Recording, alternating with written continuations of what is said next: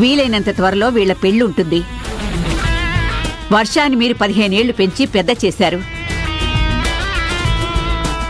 తనకి కన్న తండ్రి లేడు కాబట్టి మీరే పీటల మీద కూర్చుని మీ చేతుల మీదుగానే ఈ పెళ్లి చెయ్యాలి.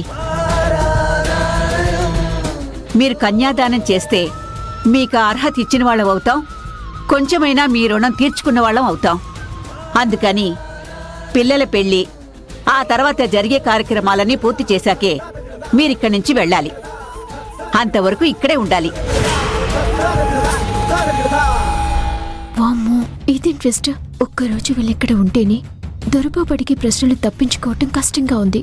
అన్నన్ని రోజులు కనుక ఇక్కడే ఉంటే దొరబాబు వీళ్ళ వెన్నంటి నీడలా ఉండి నిజంగా నేను వర్షని అవునా కాదా అని కూపిలాగి ప్రయత్నం చేస్తూనే ఉంటాడు.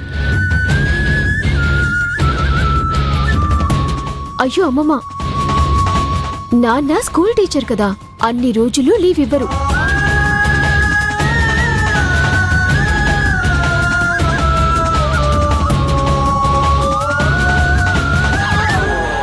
అవును భ్రమరాంబిక గారు, నా పర్సనల్ పనుల కోసం ఆల్రెడీ కొన్ని లీవులు వాడేశాను. కాబట్టి ఎక్కువ రోజులు లీవ్ పెట్టలేను. కావాలంటే పెళ్లికి 2 రోజుల ముందు వచ్చి అన్నీ మా చేతుల మీదుగా జరిపిస్తాం. అలాగేనండి, కానీ తప్పకుండా రావాలి. అయ్యో, ఎంత మాట! మేం పెంచిన మా అమ్మాయి పెళ్లి జరుగుతుంటే మేం రాకుండా ఎలా ఉంటాం? పైగా మమ్మల్ని కన్యాదానం చేయమంటున్నారు. అది మాకు ఇంకా సంతోషం. మేము వెళ్ళొస్తాం భ్రమరాంబిక గారు, ఇక మేము బయలుదేరుతాం. మంచిది. మీరు ఎక్కడ కావాలంటే అక్కడ నా కార్లో నేను డ్రాప్ చేస్తాను. పదండి. అవసరం లేదు రాజీవ్ గారు, ఆల్రెడీ మన డ్రైవర్కి చెప్పాను, తను డ్రాప్ చేస్తాడులేండి. మీకెందుకు శ్రమ? వెళ్లే దారిలో వీళ్ళని రకరకాల ప్రశ్నలు అడిగి నా గురించి తెలుసుకుందాం అనుకుంటున్నావా దొరబాబు? వెళ్ళొస్తాం భ్రమరాంబిక గారు. వెళ్ళొస్తామండి. అలాగే, జాగ్రత్తగా వెళ్ళిరండి. వెళ్ళొస్తాం బాబు. సరే అండి, నేను మిమ్మల్ని ఇబ్బంది పెట్టుంటే నన్ను క్షమించండి. అయ్యో, అదేం లేదులే బాబు. వెళ్ళొస్తాం.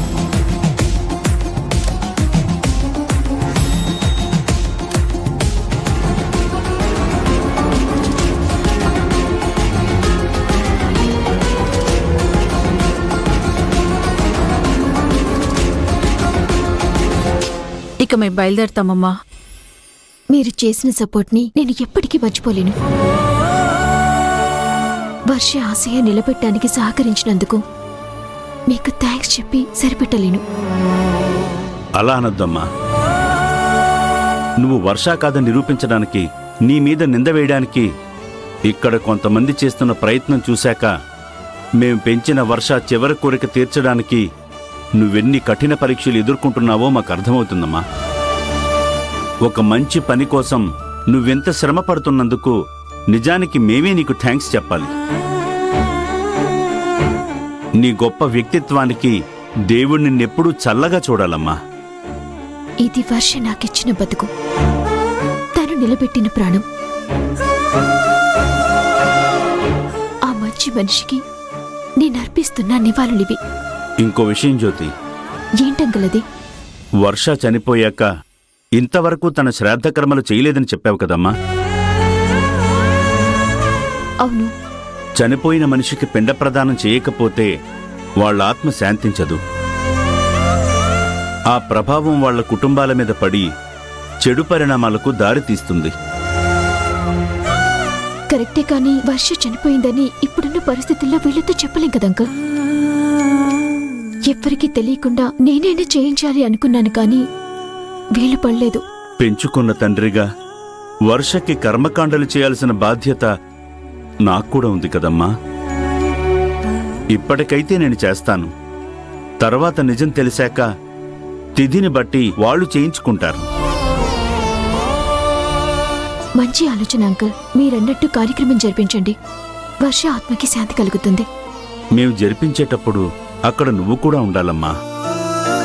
అంత దూరం నేనెలా రాగలను అంకుల్? హైదరాబాదులో కాదు జ్యోతి, ఇక్కడ ఏదైనా పక్క ఊరిలో కర్మకాండ చేసి అప్పుడు మేము వెళ్ళిపోతాం. నేనందుకు ఏర్పాట్లన్నీ చేసి నీకు ఫోన్ చేస్తానమ్మా. సరే అంకుల్, కానీ ఎవ్వరికీ అనుమానం రాకూడదు. పెద్ద ప్రాబ్లం అవుతుంది. తెలుసు కదమ్మా, అది నేను చూసుకుంటాను. బయలుదేరతామమ్మా. వెళ్ళొస్తాను జ్యోతి. అలాగే అండి.